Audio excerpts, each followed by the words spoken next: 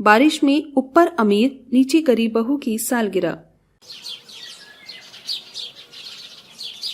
अरे नहीं, यहाँ से भी पानी घर में आ रहा है। अब मैं क्या करूं? मेरी तो समझ भी अब काम नहीं कर रही है। हद हो गई है, यहाँ बैठे तो पानी, वहां बैठो तो पानी। सोनाक्षी बहू, इस पानी का तो कोई तो जुगाड़ देख। मैं तो चली ऊपर मंदिरा के पास, यहाँ पर तो बारिश ने नानी याद दिला दी है। ऐसे बोलकर ज्वाला अपनी बड़ी बहू मंदिरा के पास चली गई। ज्वाला की बहू मंदिरा घर में दूसरी मंजिल पर रहती थी। उसके पति का काम अच्छा था, इसीलिए उसके घर में हर तरह की सुविधा थी।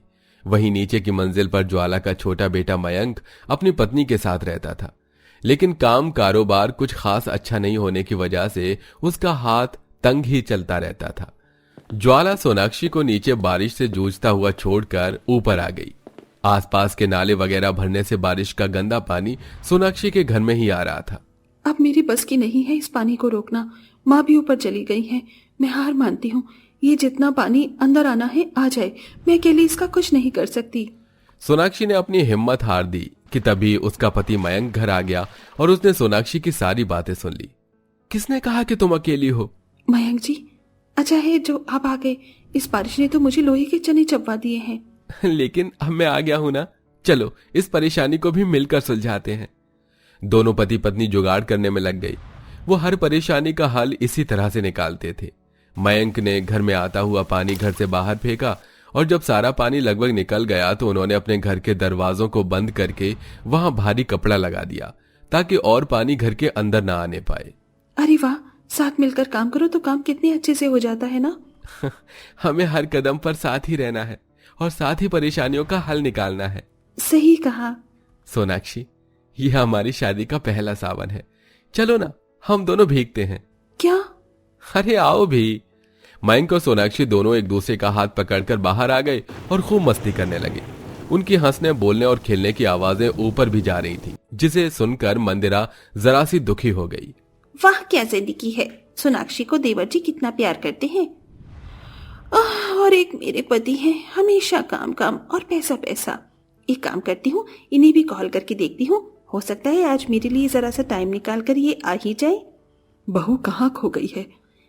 जी माँ जी, कुछ नहीं। मैं जानती हूँ तू क्या सोच रही है, मोहित के बारे में ही सोच रही है ना।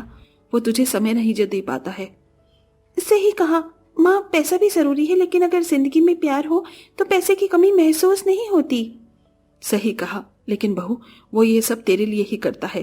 अच्छा ये सब छोड़, तू मोहित को अब बुलाकर देख, हो सकता है वो थोड़ा समय निकाल कर आ ही जाए। सही कहा माँ।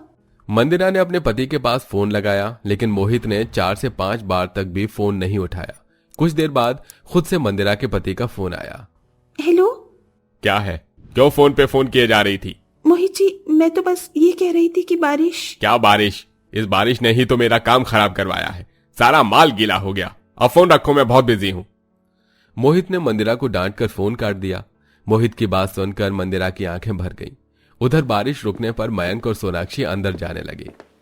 सोनाक्षी, अब की बार जब बारिश होगी ना तो हम पार्क में चलेंगे। सुना है वहां पर मशहूर पकौड़े का ठेला लगता है।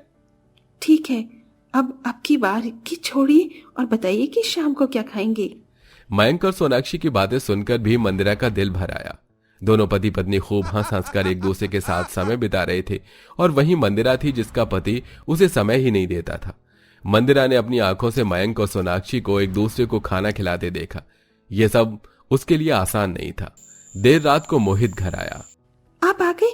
आइए, मैंने खाना। मंदिरा, मुझे भूख नहीं है, मैं बाहर खाना खा के आ चुका हूँ। लेकिन आपकी ही वजह से मैंने अभी तक खाना नहीं खाया है। तुम चाहती क्या हो? नहीं खाया तो खा लो, लेकिन मेरा पीछा छोड़ो। मैं बहुत थका हुआ हूँ, ऊपर से ये ऊपर कमरा होने की वजह से और पैर दर्द हो जाते हैं मेरे। मोहित ऐसे बोलकर सीधा जाकर सो गया। मंदिरा को यह सब देखकर आंखें भर आईं, लेकिन उसने अपने आंसुओं को पोंछ लिया। देखते ही देखते ऐसे ही दिन गुजरने लगे और एक दिन मंदिरा के पास उनकी देवरानी आई। मंदिरा भाभी, क्या बात है, आप कई दिनों से नीचे नहीं आई? नहीं, वो बस मेरा आना नहीं हुआ। हाँ, मोहित भाई ने रानी जो बनाकर रखा हुआ है।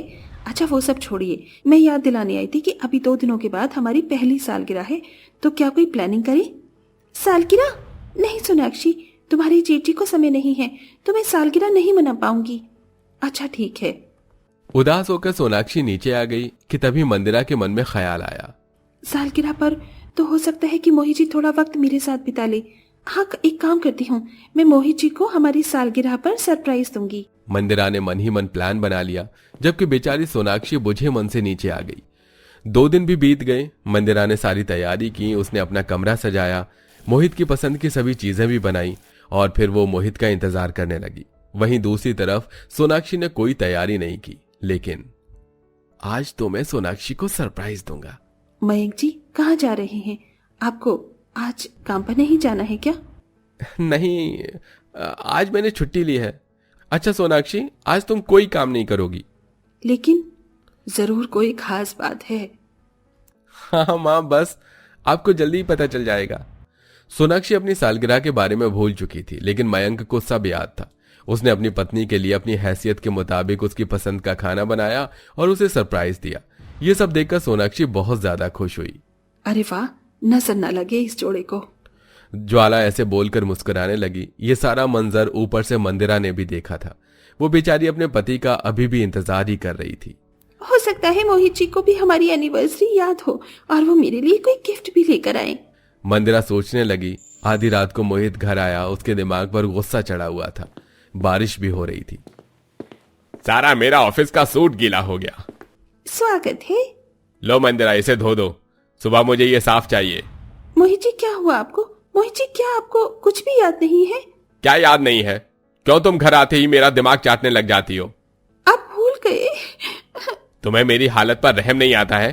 हाँ, क्यों तुम मुझे घर आते ही अपनी ये रोती शक्ल दिखाती हो? जाओ कमरे में जाओ, कहीं भी जाओ, लेकिन मेरी आंखों के सामने से दफा हो जाओ। मोहित की बात सुनकर मंदिरा जोर जोर से रोने लगी और वो अपने कमरे में आकर बैठ गई।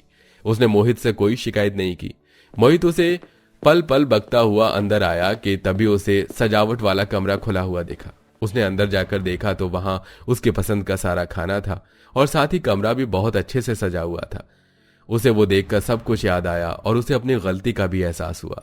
उसी वक्त कमरे से निकलकर मंदिरा बाहर आई और मोहित से बोली, मोहित जी माफ कीजिए, मैंने आपको ऑफिस से आते ही तंग कर दिया। लाइए मुझे अपना सूट दीजिए, मैं इसे धो देती हूँ। मंदिरा, क्या है? मुझे माफ कर दो। मेरे दिमाग पर किसी और का गुस्सा चढ़ा हुआ था जो गलती से तुम्हारे ऊपर निकल गया। तुमने ये सब मेरे लिए किया, इसमें तो बहुत वक्त और मेहनत लगी होगी ना? लगी, लेकिन रिश्ते वक्त देने से ही बरकरार रहते हैं और प्यार भगवान से हो, काम से हो या इंसान से, सभी में वक्त देना जरूरी है। मंदिरा की इस छोटी सी बात ने मोहित को एक बड़ी सीख दे दी। अब उसे समझ में आ रहा था कि एक ही साल में उसने अपनी पत्नी को कितना अकेला छोड़ दिया था। मोहित ने उससे माफी मांगी और दोनों ने साथ में अपनी सालगिरह सेलिब्रेट की। मंदिरा, मैं कल काम से छुट्टी ले रहा हूं, तैयार रहना, हम कल घूमने चलेंगे। ठीक है। मंदिरा और मोहित ने प्लान बना लिया। आज मंदिरा बहुत ज्यादा खुश थी। अगले दिन मोहित काम पर नहीं गया और जब वो दोनों बाहर निकल ही रहे थे तभी बारिश शुरू हो गई। अरे नहीं, ये बारिश। तो क्या हुआ? चलिए आज हम साथ में बारिश में भीगेंगे, वो भी छत पर। मैं? बारिश? चलिए ना। मंदिरा मोहित को बारिश में ले गई, जहां दोनों पति पत्नी बारिश एंजॉय करने लगे। उनके पीछे पीछे सोनाक्षी और मयंक भी छत पर आ गए और सभी मस्ती करने लगे। मंदिरा को ये दिन पहली बार नसीब हुए थे और दोनों ही बहुएं बहुत खुश थीं। वहीं नीचे ज्वाला अपनी बहुओं और बेटों की आवाजें सुनकर खुश हो रही थी और अब सब कुछ ठीक हो चुका था।